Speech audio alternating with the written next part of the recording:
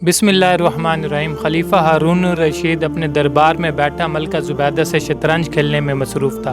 بہلول پاس بیٹھے یہ سب کچھ اپنی آنکھوں سے دیکھ رہے تھے کہ اسی وقت چوبدار نے صدا دی، علی جا ایک مچھلی فروش باریابی کی اجازت چاہتا ہے۔ اجازت ہے، خلیفہ نے فوراً اجازت دے دی۔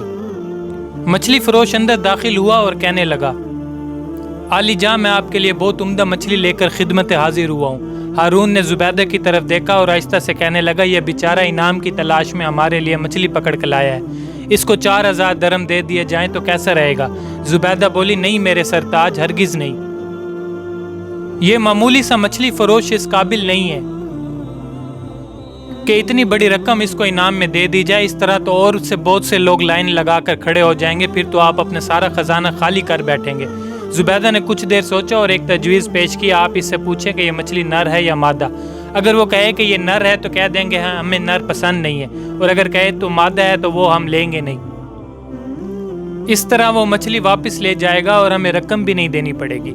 ہارون کو زبیدہ کی یہ بات کچھ بھلی محسوس ہوئی، مگر بہلول بھی یہ باتیں سن رہے تھے۔ انہوں نے بادشاہ سے آہستگی سے کہا، مچھلی فروش بڑی محبت سے آپ کے لیے عمدہ مچھلی پکڑ کر لایا ہے، یہ مناسب نہیں کہ ملکہ کی باتوں میں آ کر اس کو نامراد لوٹا دیا جائے۔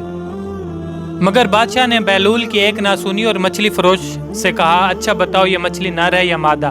علی جا یہ مچھلی نہ نر ہے نہ مادہ، بلکہ یہ تو محنت ہے۔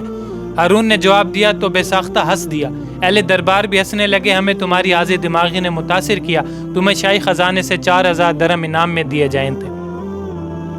مچھلی فروش درم لے کر واپس پلٹا ہی تھا کہ ایک درم زمین پر گر گیا۔ وہ پکڑنے کے لیے نیچے جھکا ہی تھا کہ زبیدہ پھر ہارون کے کان میں سرگوشی سے بولی، دیکھا علی جا کتنا لالچی انسان ہے یہ مچھلی فروش کہ ایک درم اگر زمین پر گر گیا ہے تو وہ بھی نہیں چھوڑا، جبکہ باقی سب تو اس کے اپنے پاس ہی تھے نا۔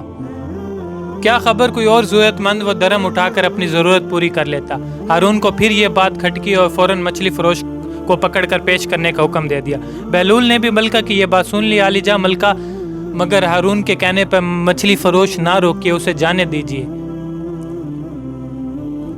ہارون نے کوئی بات نہ سنی اور مچھلی فروش سے کہنے لگا، اے صیاد، ہمیں تیری یہ حرکت بہت ناگوار گزری کہ تیرے پاس 4000 درم موجود تھے، پھر بھی تم نے جو ایک درم نیچے گر گیا تھا وہ بھی نہ چھوڑا، کہ شاید تم نہ اٹھاتے تو کوئی اور ضرورت مند اٹھا لیتا۔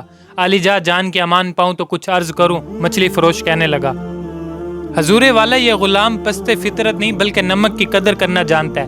میں نے اس لیے وہ درم اٹھا لیا کہ اس کے ایک طرف قرآنی آیات کنندہ تھی، جبکہ دوسری طرف آپ کا اسم گرامی، تو پھر میں کیسے سوچ سکتا ہوں کہ وہ زمین پر پڑا رہے اور لوگوں کے پاؤں اس پر آتے رہیں۔ مچھلی فروش کے حاضر دماغی نے سارے دربار کو حیران کر دیا۔ خلیفہ بے ساختہ بول اٹھا، واہ بہت عمدہ جواب دیا شکاری تم نے، ہمیں بہت محظوظ کیا۔ ہارون نے خزانچی کو حکم دیا، اس شکاری کو 4000 درم اور دے دیے جائیں۔ جب مچھلی فروش رخصت ہو گیا تو بہلول نے ہارون سے کہا کہ میں نہ کہتا تھا شکاری کو بار بار نہ روکے، اب وہ 4 کی بجائے 8000 درم لے کر جا رہا ہے۔ ہارون ہنس دیا، ہاں واقعی مجھے تمہاری بات پر غور کرنا چاہیے تھا۔